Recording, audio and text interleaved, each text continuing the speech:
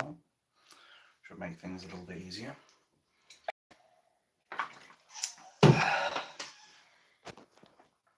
So, anybody watching the VOD, good afternoon. Hope everyone's doing well. I'm going to give my glasses a quick clean because they have given me no end of trouble today. But I'm going to wait for some people to come on because I did say during the whole lead up to the 27th of July that I was going to be naming and shaming every media outlet. And when I find the newspapers as well that have been doing this, I will name and shame all of them as well that have been libelously and slandering, or libelously slandering Tommy Robinson and, of course, us far-right individuals, as they call us. I can't remember all the names off the top of my head, so I have got a list here to help me, and then I will be going into detail about each one. So, as said, I'll just leave it for like another half a minute, let some people to get in, and then we'll get this party started. But it goes without saying that there has been a lot of shit thrown out in the media over the last, I'd probably say, 36 hours. And quite frankly, we need to do something about it. That's why I'm doing this. So, I'll give it another like 10 seconds or something, bear with me. Right. So, obviously, anybody who's been up to the 27th of July's march will know that basically about 30,000 plus people, I'd probably say it was more like 50, 60,000 people showed up in Trafalgar Square in support of Tommy Robinson and wanted to see this new documentary that was going to come out. I mean, most of it actually was, I think it was like the same documentary, maybe with a few extra bits added in. But I have also seen this thing myself, so I do know what's going on here. So Tommy released this Truth on Trial documentary. Basically, it revolves around Jamal, the Syrian refugee who the mainstream media were constantly painting as the victim. All they really need is a canvas and a load of shitty colours, and they can just paint any picture they bloody well want. But what really happened up there? Well, I'll tell you what's definitely happened. Almondbury School, which the whole event with Jamal and Bailey happened, that school's closed. That school has completely shut down. Everyone who was up there has lost their jobs. And now we're starting to learn some home truths, because while I accept it does suck that Tommy Robinson had to resort to covert recordings to be able to get some of the evidence that he did in this whole case against Jamal, it doesn't change the fact, in logic, it doesn't change the fact that Tommy went out of his way to report what no one else in the mainstream media was willing to discuss. And that is the fact that Jamal was not so innocent. Jamal was not this innocent kid that was just victim at the end of the day. And if people even paid attention to some of the stuff that he did, then they basically wouldn't have paid a single penny to this Syrian bully, because that's all he really is. Because it turned out there was a girl, Charlie, who is now going on to study law, who, or maybe they already have, because it has been some time for all I know, but they went on to study law, but they basically had Jamal come in with a hockey stick and hit him straight in the back. Put her to her knees. Jamal has also bitten another female on the head, has attacked multiple people. Even in one person's particular case, he grabbed one of those compasses. You know those little things like you use and you draw a fucking circle with a compass or something. You put like the pencil in, put that in, and then you just able to draw like perfect circles. He used one of them, got the pin, and stabbed a kid's hand with it, drawing blood. Then there was, I believe, another instance where he picked on a little kid, year 8, as a year 11, and then there were some people who quite rightly went up to him and like, what the fuck are you doing? He also threatened Bailey that he was going to R-word his sisters. Nice kid. This, of course, is something the mainstream media did not want to talk about. I wonder why. Here's the thing. If they hadn't had such an agenda that they were going to take what is effectively pouring a bottle of water, don't worry, the cat keep it in. Anyway, if we see a person pouring water, that's what we would call it. A person pouring water over another kid's head. You would call it waterboarding. Like, to put it into perspective, I'm actually going to do a physical demonstration of this shit. Basically, you'd have a cloth over a person's head like this, and then you would start putting... Oh god, that hurts. You would basically be pouring the water over that, and what happens, without damaging your damn eyes, god damn it, boy, is you effectively are cutting off their airways. And the water that will drip in to their mouths and what have you, and through their nose and all that, it suffocates them. It simulates drowning. And I can tell you this much right now. That was not waterboarding. And waterboarding would imply as well, they're probably going to use something a little bit bigger than this, and they're probably going to be pouring it on them for a considerable amount of time to make sure that they really do suffer the whole aspect of drowning. And hello there, Bob Sapp. I hope you're doing all right today. And you may ask a question. I will answer it as soon as I can. But basically, Jamal was not waterboarded. This whole playground scuffle was blown out of proportion by the mainstream media. And now, as a result of Tommy Robinson showing that documentary on the 27th of June, rather. Hello there, Sue. Now, we've had a whole load of media outlets come out and start basically saying he's committed libel because he put this video out. Well, here's the thing. Australia put this video out.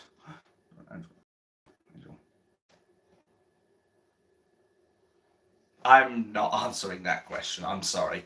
Let's keep this on subject, yeah?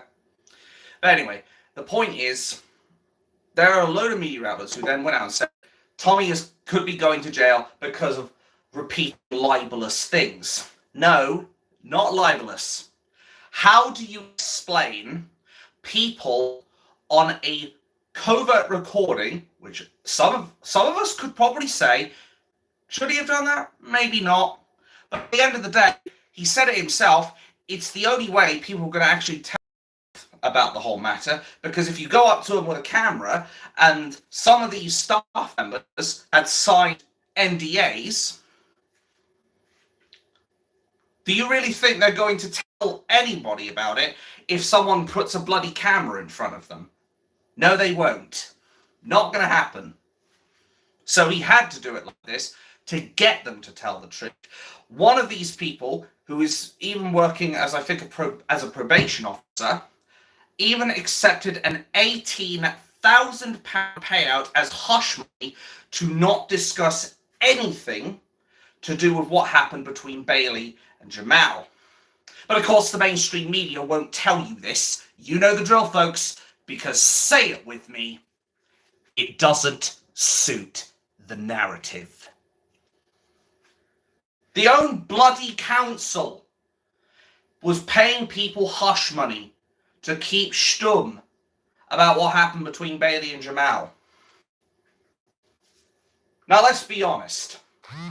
Would there really be any need for that shit if it really was the case that Bailey really had waterboarded him? Of course not, because it would be the truth. But because it's not the truth, and the media knows it's not the truth, the school knows it's not the truth, they're paying people to keep them quiet. And they close the school to try and stop the truth coming out. When there is physical evidence that Jamal was found to be a compulsive fucking liar. And when this went to court with Tommy Robinson having to defend himself for libel and slander, which he never committed because it would imply that he told untruths, which he did not because he has the footage of what's happened. He has multiple accounts of it, of people telling him this has happened. And they're not supporters of Tommy Robinson. Some of them hate him, but they still had their day in court and decided to testify against Jamal. What does that say? Well, the media won't tell you. But I'll say now the names and the publishers of many of these articles. The ITV people, the Independent, Tom Watling. He was one of the wankers who started saying Tommy can now be basically sent to prison for libelous slander, putting out a libelous documentary. And as anybody who's seen before, that documentary got leaked in Australia. Where am I on about? In the USA. Australia would have been an interesting one, wouldn't it? But it got leaked in the US. They were aware, the judges, that this video was out in the US. Tommy adhered to the injunction, the draconian injunction, the fascist injunction, to not release that video. But they're blaming him for the actions of the people in the US who decided to leak the documentary to the entire world. But this is, of course, the mainstream media are not going to tell you about. They're basically blaming someone else for somebody else's problems. That's like if I was to, let's say there's a cookie jar here, and I put my hand in it and grab a cookie. Sorry, it's a tea bag, joke's on you. Anyway, it's like if I go to the cookie jar and then I say, oh, it's my mum's fault because she was living somewhere else. Like, fuck off. Seriously. Anybody who can flood the internet with Tommy's video needs to now. It's the only way to get the truth out. Yep, very good. And so it is. Hello there, Chris. Hello, Gary. I hope you're doing well. But that's the thing. I'll try to bullshit you guys. I get it wrong occasionally. I'll admit that much. Will you see the mainstream media do that? Of course they fucking won't. They've got too much pride in themselves.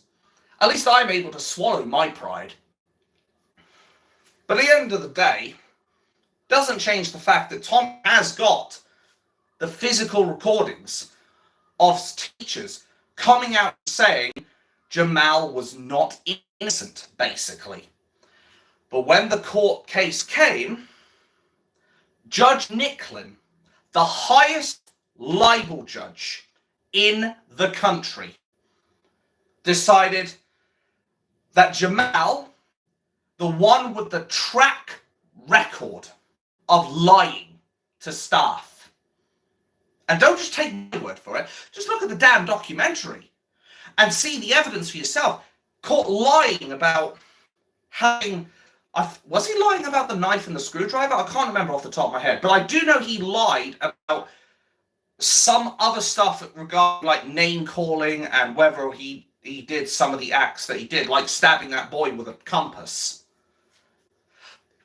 Judge Nicklin decided the guy who was a compulsive liar was the only one telling the truth in the entire fucking trial, despite the fact there was around a dozen people who were testifying against Jamal.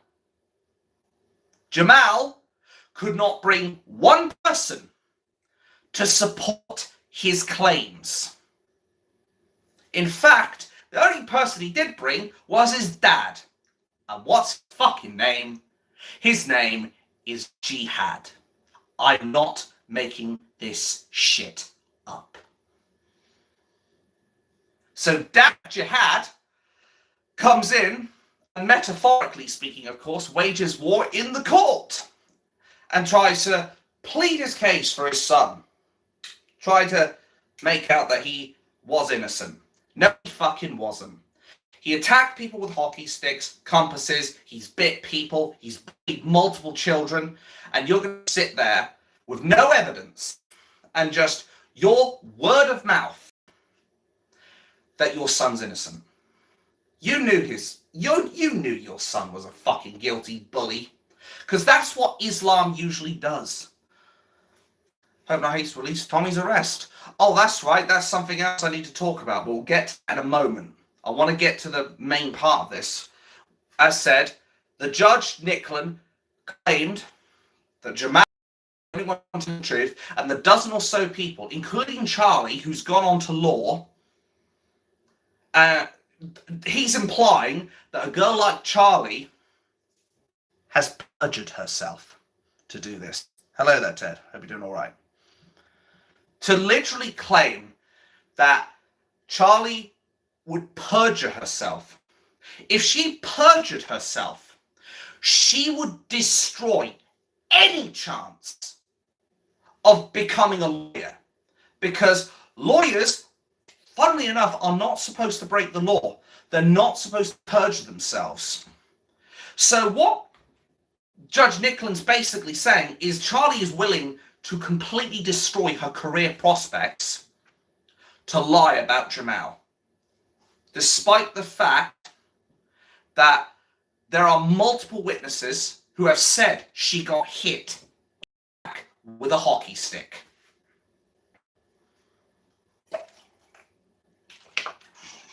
You hear that? Sounds like silence from the mainstream media, because that's all you're going to get from them. The independent Tom Watling went on with this idea of they committed libel and slander. Christy Cunny from The Guardian has decided to go on with this narrative and label us all as far right. The Daily Fail, Matthew Lodge, went along with shit and decided to say that we're all far right and that he now potentially faces prison for libelous video. Daily Express, one of the ones that called us far right. MSN did the same thing. Morning Star did the same thing. The Canary did the same thing. Socialist Workers, Isabel Ringrose, said categorically, and I quote, "We need to clean the streets or wipe the streets of Tommy Robinson." End quote. Isabel Ringrose, are you going to detract your libelous attack on him? Are you going to retract your statement basically calling for Tommy to be wiped out? Or are you going to stand by your words? Did not slag him off. GB News had Tommy arrested, give them their due. Did not slag him off. Oh, they're not on here. They're not on my list here. Don't you worry about that shit. I'm only calling out the main perpetrators more than anything. Counterfire, another group of people who put out an article calling us far right. Sky News, or is it Sly News? I can't remember anymore. But then again, let's face it, are we really surprised? If I get the words out, are we really surprised that Sly News is on this list of name and shame for slagging off British patriots, calling them far right? Or what about, if I can bring it up, there was a couple of YouTube channels as well that I need to bring up. CNN-News 18 decided to go with the narrative to call it a far-right protest. What about it was far-right? CNN News 18. Crux did an even worse one, where they literally just flat out called us far-right, and slandered us as well as trying to showcase the NPC protests. You know, stand up to racism, those kinds of people. I wouldn't be surprised if Hate Not Hope were down there. But shout out, we need to hear more from Tommy and the new support. We do need to hear more about Tommy, how he's being persecuted more than anything. But I think the absolute worst offender out of all of this is the Telegraph.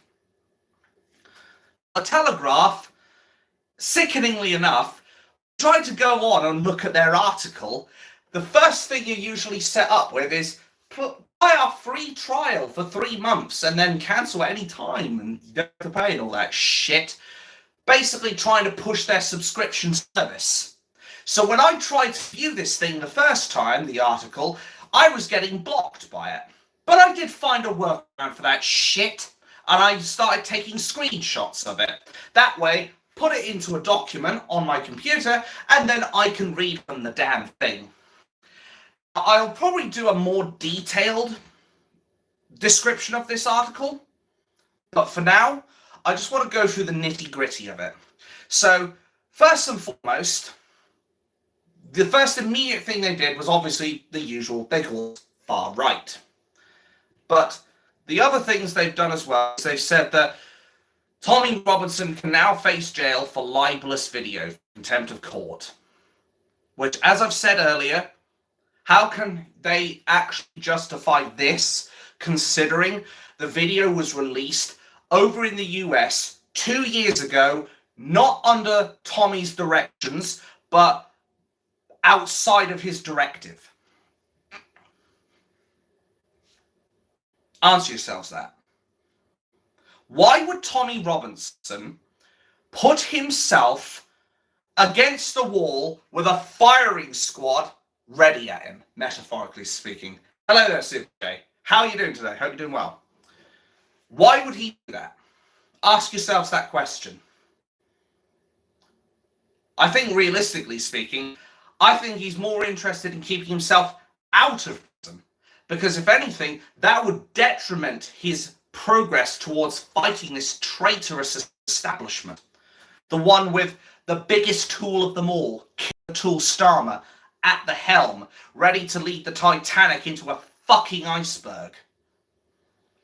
But the Telegraph was more interested in saying, oh, we're far right, and he's going to prison. Oh, and there were some people arrested, all too conveniently, for attacking a trans activist or someone from the other protests, basically. I think there was also reports that a steward from that protest ended up getting attacked as well. Now, let me be clear. If there were people that did this, I do not claim them, quite frankly. If there are people who are going out of their way to violently attack these people, 2 people were arrested on GBH. I don't claim them. I don't want them. Because at the end of the day, we need to be setting a decent fucking example. And unfortunately, those 2 have gone out of their way to do this, that, and the other. For all I know, they may be infiltrators. But if they really are part of the Tommy Robinson movement, we need to disavow them, quite frankly. We don't want this shit. I know I've said some stuff that you could say is bordering on that kind of thing. But here's the thing.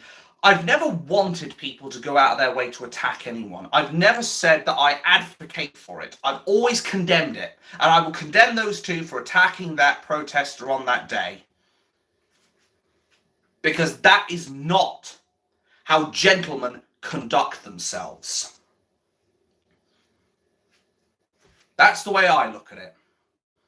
I think what we need to do is, like I've done here now, name and shame every single media outlet, every single person amongst that list who basically have gone out of their way to not only project libelous slander towards Tommy Robinson and say he's the one doing it, but they're the ones calling us far right when there is nothing about us that is far right.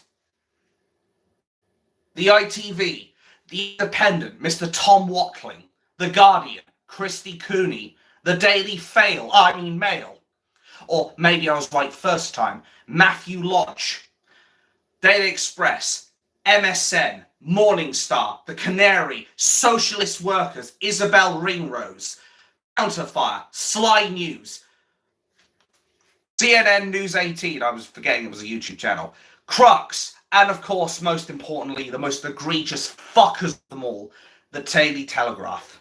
Fuck them. They want to libel and slander us. How do you think they do with a few court cases? What if we put some libel and slander cases against these fuckers? Do you think they're going to want to take us on? Do you think they're going to want to take on tens of thousands of people? Of course not. You know why? Because they know damn well they'd lose. They know damn well that if we took these guys to task and started really holding them to account, we would absolutely destroy the mainstream media with this. 100%. Because at the end of the day, they have absolutely zero foundation for these far-right claims that they claim us to be. And the only thing they've got against Tommy Robinson is basically a group of people released Tommy's video without his consent, even though he was being injuncted. He was put on an injunction not to release that video. He adhered to that shit. But the media won't tell you that. He adhered to their fascist ideologue, despite the fact that he has every right to expose corruption, treachery, and deceit. He adhered to it. It was the Americans who released it. They are the ones who should be held to account, if anybody at all. But like I said, the mainstream media won't tell you this because they know it doesn't fit their agenda, their narrative. Their objective is to put Tommy Robinson in jail. And as Tommy Robinson asked, do you think this is in the public's interest? Ask yourselves that as a serious question. Ask the Attorney General that question directly.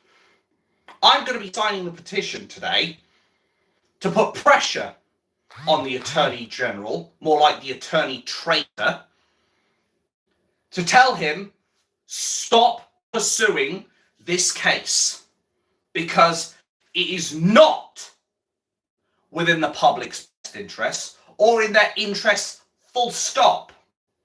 What this is a political kangaroo court case designed to put Tommy Robinson behind bars, where he will have to face a mostly Muslim population in whatever prison he goes to, unless they consider that, and where his life is going to be in danger again. Because they will stop at nothing to put his life in danger. Urban Scoop is where it is? Gotcha. Fair enough. Well, as I said, I'm going to be doing that the moment I log off this shit. I will also go out my way to upload the rest of the things that I got up there at the rally. But it will take time because I've wanted to get this out because there is things here that need to be said urgently to protect Tommy Robinson. Because anybody who knows what Tommy Robinson's prison history is like, what do the media do? They cover it up. They don't tell us the truth. Or they only tell us the truth when it's something like The Sun, when they put out the article, haha, Tommy gets done, where he had teeth knocked out and everything. But the police often go out of their way to move Tommy Robinson. They put him in solitary confinement before, and to get around the 28 days of solitary confinement, they move him from one prison to another. So they were constantly circumventing that rule because, oh, you only spent this amount of days in this prison, but we're going to put you in for another 27 days in this prison, and we're going to repeat the process. But of course, the mainstream media won't tell you this. You know the drill, folks, because say it with me, it doesn't suit the narrative. That's what it boils down to. The police will do absolutely anything they can. Establishment will do anything and everything they can to put this man in danger. Hell, when he was put in jail in 2018, Leeds Crown Court case, which he did not collapse, the trial was already over, and everything he posted was in the public fucking domain. He was sent to HMP Hull at first, and then sent to the, what was 32% or 30% Muslim population prison, HMP Onley, where he had to starve himself to death nearly, because of the fact he was worried that the mullahs inside that prison were poisoning his food. He had to live off cans of tuna every fucking week. And then they still continued to harass him when he came out. It is absolutely disgusting what they've done to that man. It's even more disgusting that the establishment themselves are the ones pushing the case. Now, I'm going to say a couple of cold truths at this point, which even people on the same side as me are not going to like. And I know it may even put a slight bit of contempt from Tommy Robinson to me. But I think the cold, bitter truth is, I think the only way this is going to get better is if something really bad happens. That's my honest opinion right now. I don't want it to be the case. Of course, rather us go down the peaceful route. But I think we're at a stage now, and I think the friend who actually took me down to London that day was saying that he thinks it's already been won by the establishment. I don't want him to be right, of course, because obviously I want to believe there's still a chance. But realistically speaking, think about it. The migrant issue, the constant trying to overturn Brexit, the constant persecution of Tommy Robinson and Nigel Farage, the malicious attempts to silence people who have a different opinion, as well as push in cheap labour from overseas. And a lot of the cheap labour is actually a lot of Palestine cunts who want to turn our country into the same third world shitholes that they come from, basically. I think the cold bitter truth is, I think the only way this country is getting better is when the people finally crack, there's a revolution. I don't want to say that, of course. I don't want to be the person that says a violent revolution is probably going to be the only way out. But at the end of the day, I do have some partial agreement with my friend who said this, because they have put us in this position. The establishment has put us in this position where we are in immeasurable amounts of trouble.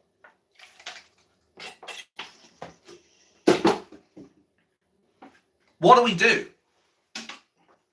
I think, realistically speaking, I think waiting 5 years is going to take too long. We'll probably be dead in 3. That's honestly what I think. I think we're not going to be able to last the 5 years. I think something's going to happen that is going to push us over the edge. You know, we are not on the government side. Quite right. I know there are people who will disagree on that, but the truth is, the army have had enough of the wokery, the box ticking, the bullshit, the treachery, the deceit. They've had enough. And a lot of them, I think, will end up serving us at the end of the day. But like I said, and let me be absolutely clear, I do not condone a violent revolution. I've always said this. Always, always, always. Every single time I bring it up, I've always said this. I do not condone a violent revolution. But I've always said, and always will say, I will completely understand why people would feel they are drawn to that one and only conclusion. Because they're forcing it. They are forcing our hand. It's like you have somebody at your neck trying to choke you, trying to strangle you. You are forced to remove that hand. Otherwise, you die. It's as simple as that. That's what the government are doing. They've got their hands around our throats and they're squeezing. They are squeezing. And the media, the police, the far left, they'll all project It's all the far right. Well, to some degree, ironically, they are actually correct. There is a real far right out there. It's called Islam. It's called pro-plasticine. Sorry, Palestine. Or maybe I was right first time again. Sorry, Paz, for nicking that one from you. But that's the way I look at it, honestly. We have all these media outlets willing to maliciously and willfully lie about what's going on. In fact, you know what's funny? Something I forgot to bring up. When the witnesses against Jamal took to the court, took to the main area, do you know what the mainstream media did?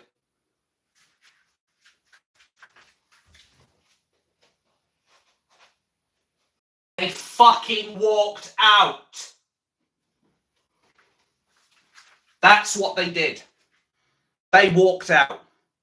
A complete act of disrespect towards those children who testified against Jamal.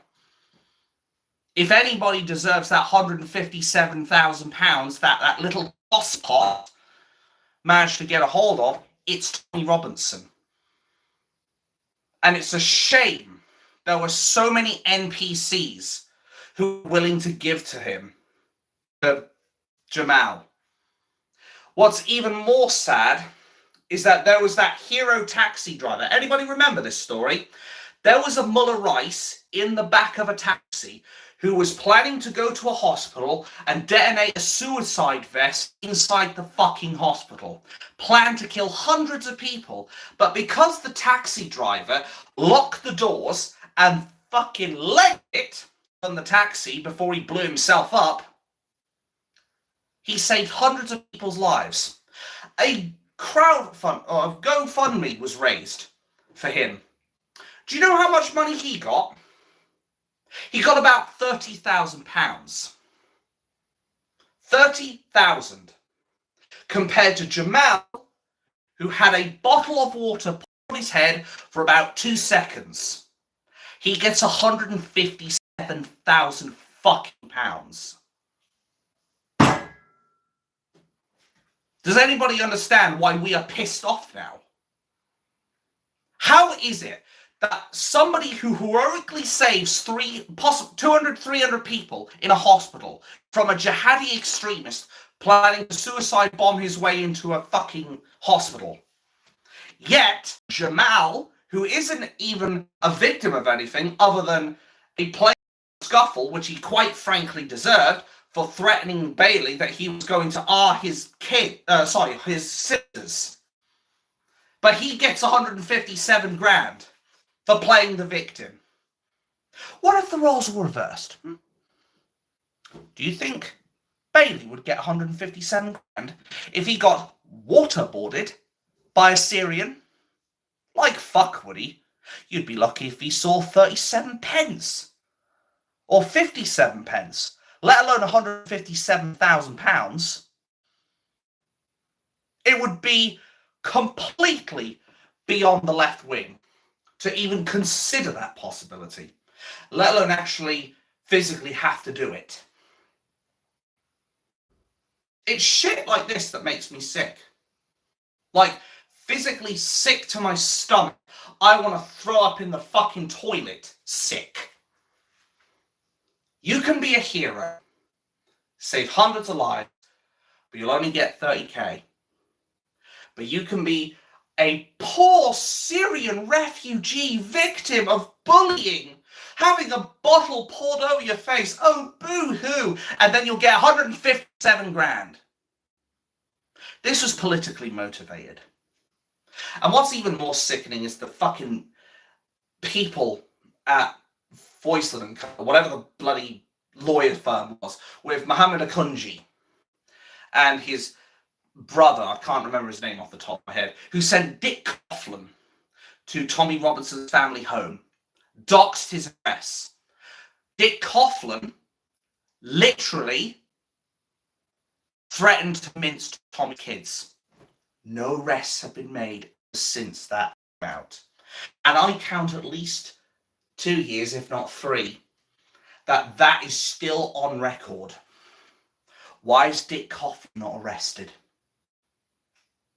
Because it doesn't suit the narrative. That's why. We need to take out the trash. We've had enough. And as JFK once said, when you make peaceful resolution impossible, you make violent revolution inevitable. And they are pushing the British people down that path. And when it does happen, they'll only have themselves to blame.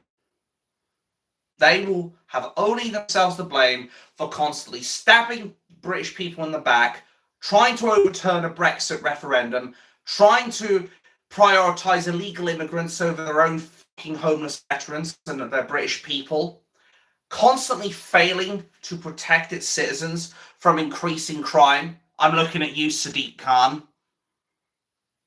And prioritising DEI over traditional British values.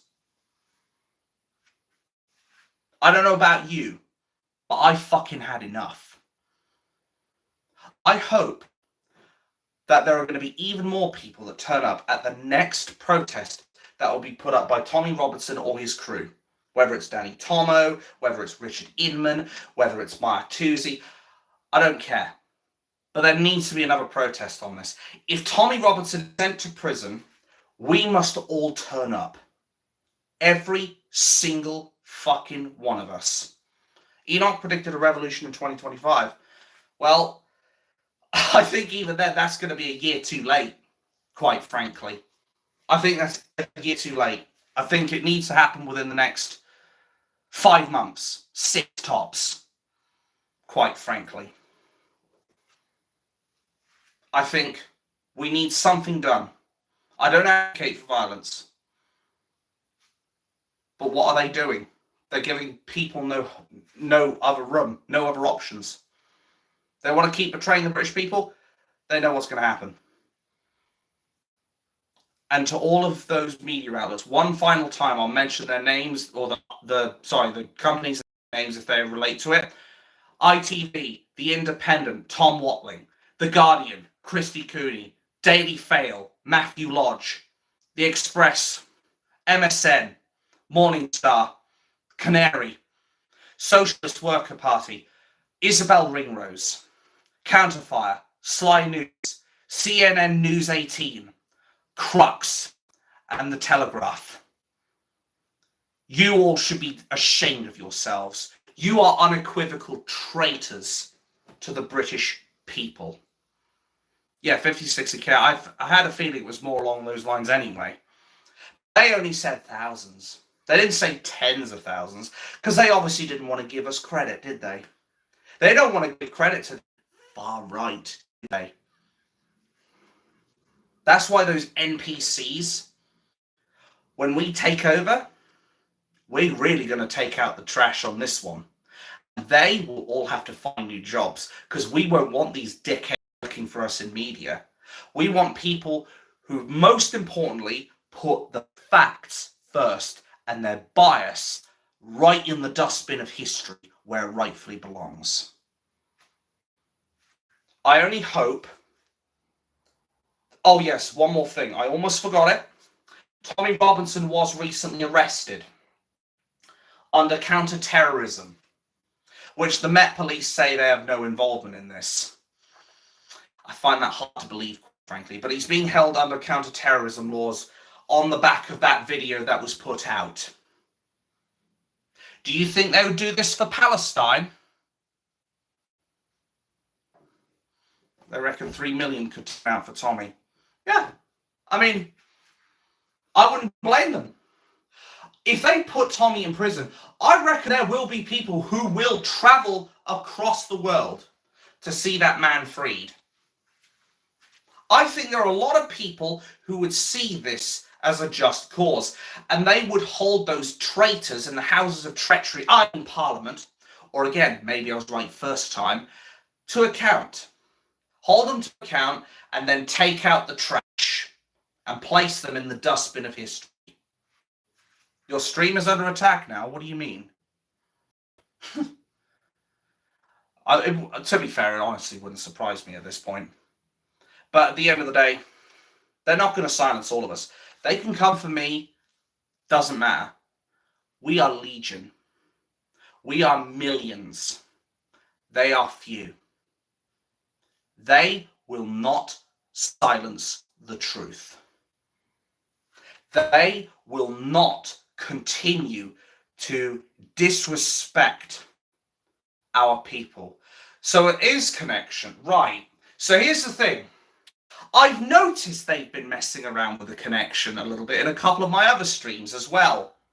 So once again, this is the left-wing narrative in YouTube basically trying to stop ordinary people from being able to properly view alternate media. It's disgusting. Do you think this is going to stop me, YouTube? If all else fails, I'll go to fucking Rumble. And then I will go on that platform. I'll find other platforms alongside that as well. Do you think you're the only platform, YouTube? Your progressive tactics are not going to work on us. All it'll do is fuel the fire. Whenever you try to silence a man, you make his voice even louder for everyone else. That's the way to look at it. Hello there, James. I hope you're doing all right today. When you cut out a man's tongue, you are not proving to everyone that what he's saying is wrong. You're proving that you fear what he might say, basically. That's what YouTube's doing. So YouTube, you're a pair of fucking balls. Whether up here or down there, or in my case, both. To actually cut the bullshit. Stop trying to silence the other side. Do you know what they call that, actually? Trying to silence the opposition or silence political dissidents, and therefore stop the opposition from having a platform. Do you know what they call that? Ironically, it's a term that the left wing like to use and project on us, like it's a legendary Chinese art. Okay, it's not Chinese, but you know what I mean. It's called fascism. Fascism. Fascism. That's what it is. The left wing love it all too much. Well, I'll tell you now. Do you know what happened to the last group of fascists who tried to take over the world? 2 world wars. That's all I'll say on that. We must be ready to protect Tommy Robertson at all costs, because I think they're going to try and kill him with this next one. And they'll stop at nothing to do so. At any rate, I've been going on for 48 minutes, way longer than I normally do. So I thank you all for tuning into this stream. And thank you all for your support. I deeply appreciate you. I wish you all a good morning, afternoon, or evening, wherever you are in the world. And I will see you all in the next one. Bye-bye for now.